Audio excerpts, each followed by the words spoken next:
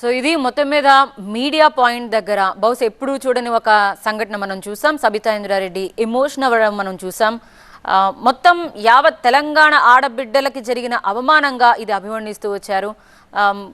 ఏం జరిగిందనేది ప్రతి ఒక్కరికి తెలుసు. కానీ గతంలో ఎవరు పార్టీలు మరి ఎవరి దగ్గరికి వచ్చారు, పార్టీలు మారడం సహజం అంటూనే ఒక్కసారిగా ఎమోషన్లు గురయ్యారు. ఎప్పుడైతే భట్టి విక్రమార్క ఏ మొహం పెట్టుకుని వచ్చారన్న మాట అన్నారో ఒక్క మాటకు మాత్రం తట్టుకోలేకపోయానంటూ ఆమె ప్రెస్ మీట్ అంటే మీడియా పాయింట్ దగ్గర ఆమె కన్నీరు పెట్టుకున్నారు. మీరు మాట్లాడిన మాట ఏదైతే ఉందో ప్రతి ఇంట్లో ప్రతి ఆడబిడ్డకు తగులుతుందండి. ఎందుకంటే మొహం పెట్టుకొని వచ్చిందనే మాట చాలా బాధ అనిపిస్తుంది. మీరు మాట్లాడిన మాట ఏదైతే ఉందో ప్రతి ఇంట్లో ప్రతి ఆడబిడ్డకు తగులుతుందండి. ఎందుకంటే మొహం పెట్టుకొని వచ్చిందనే మాట చాలా బాధ అనిపిస్తుంది.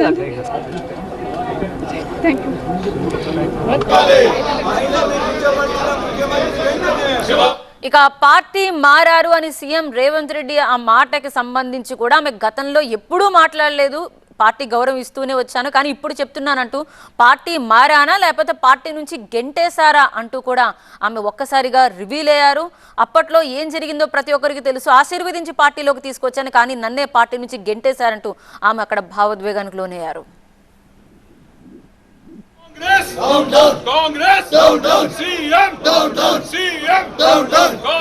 మీరు మాట్లాడిన మాట ఏదైతే ఉందో ప్రతి ఇంట్లో ప్రతి ఆడబిడ్డకు తగులుతుందండి.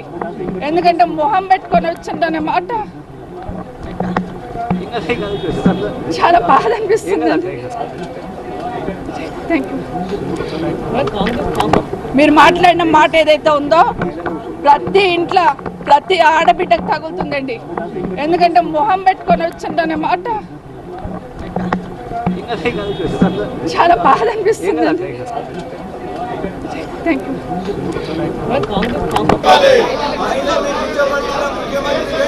క్షమాపణ చెప్పాలి.